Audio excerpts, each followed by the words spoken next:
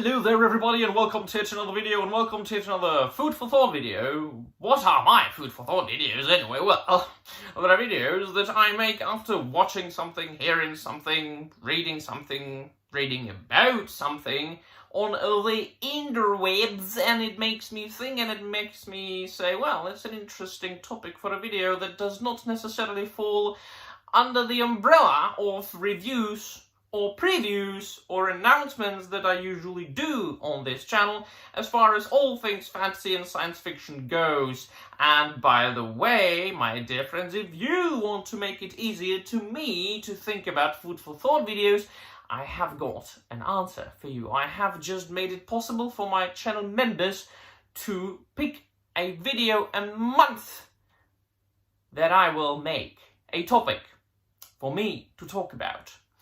And this is a privilege that only my channel members have, and it's also a very, very nice way to make yourself be seen and heard, to have a little bit of a spotlight, the 5 minutes of fame, or really 8 minutes and so, whatever the video is long.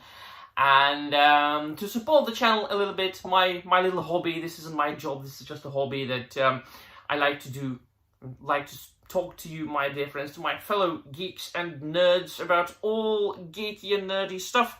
So should you wish to enjoy all the extra content, which mostly comprises of early access to some videos, to extra videos that nobody else can see. I usually make a couple of these a month, and also special posts, and also the ability to pick a topic for a video. There's a link in the description down below. There's also a button to join the channel. There's nothing easier and nothing cheaper, really. I mean, it's very, very, very cheap. It's like, what, like $3 a month? It's not even like a burger or something. What do you buy that costs $3? Well, you can become a channel member. However, I just stumbled upon this article, and I'm not going to read it. I'm just going to show you the, I'm not going to read it aloud. I'm going to summarize it and then put a link in the description there so you can read it out for yourselves. It comes from Screen Rant, and it says the new Lord of the Rings surprise is a huge hit against the Rings of Power. What are they talking about? They are, of course, talking about the franchising of Tolkien's name once again. In what way? In the way that we are going to, unfortunately, alas, we are going to receive another season of the abhorrent TV show called The Rings of Power, which is, in my expert opinion, the worst piece of television ever produced by a human. But also we are getting yet another adaptation, quote-unquote. I think I'm going to coin the terms no adaptation, which is like no adaptation, something like that. Because these things are not adaptations. They are taking a name here and there from the appendices to the Lord of the Rings, and then they are building their own shitty stories around it. I'm talking about the Hunt for Gollum. And those people think and say, and to a certain extent they are correct, that having Gandalf in 2 TV shows will confuse idiots, normies, I mean. And to a certain extent, yes, but it's like their own fault of those movie studios. They are doing it. And also, if you don't care about the source material and only watch TV shows, I mean, who cares about you being confused? I mean, ultimately, it's not my fault. It's not people's fault that the Rings of Power contains an absolutely anti-canonical material, and that they crammed Gandalf into a period of time where he shouldn't be yet. He should be arriving much, much later in Middle-earth, in much different, or under much different circumstances. But I've made videos about that, of course. Where, of course, I mean, people have been trying to say, well, in certain texts, Tolkien says that certain Istari might have come to Middle-earth in the Second Age already. Although canonically, they arrived in the Third Age. Well, yes, there's I think a text in the Unfinished Tales that says that the 2 blue wizards came to Middle-earth, or might have come to Middle-earth in the Second Age.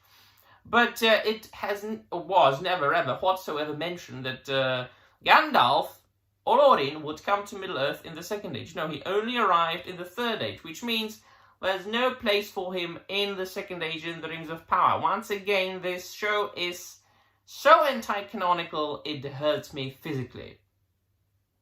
Obviously, I'm talking about the fact that they made the stranger into Gandalf in a very cringy, laughable way.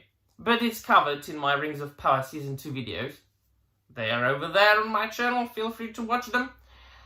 And now, of course, we are getting Hunt for Gollum, which covers the period of time when Gandalf travelled with Aragorn in pursuit of Gollum to get to him before the enemy does, and also to get to know more about the ring that Bilbo found under the Misty Mountains.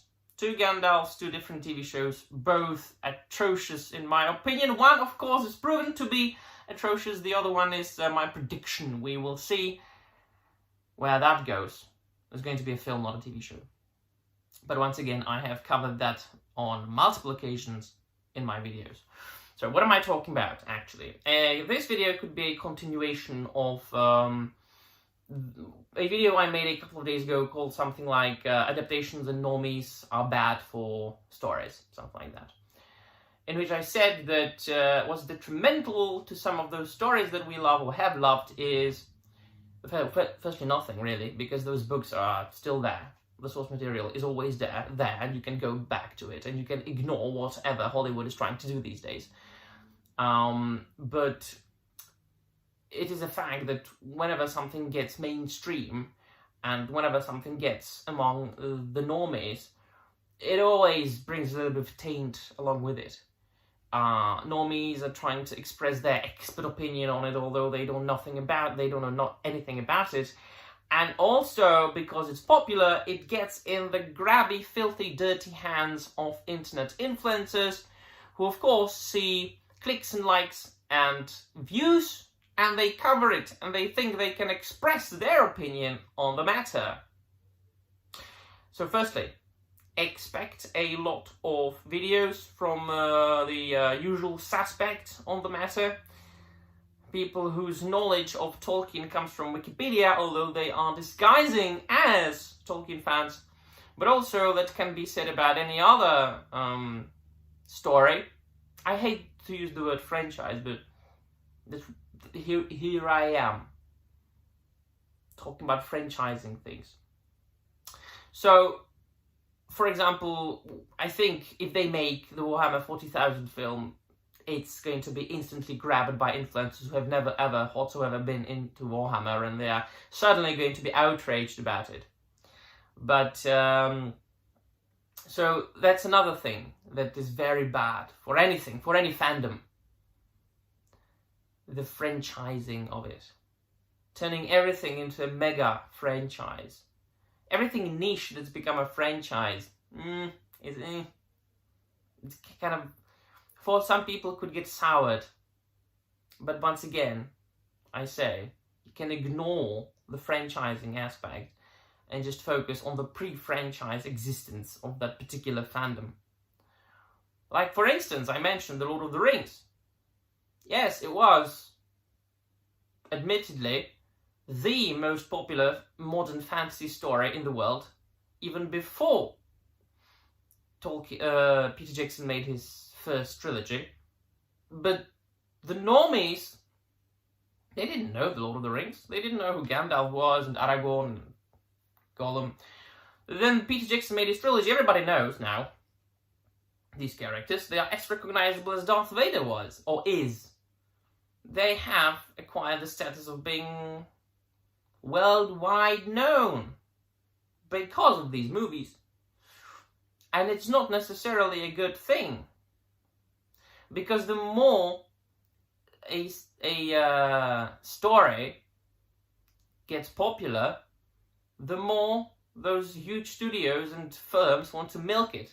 And the more it gets among the wide audience, and the more it gets above the normies, and the more bloody idiots want to express their opinions, if you know what I mean. So, this article is only about the franchising again, and we are not going to get rid of those annoying tourists and those annoying influencers. that are spewing one video after another about things they know nothing about. Yeah, so let me know in the comments down below what you think, though, Bill. Thank you very much for watching, and I'm out of here.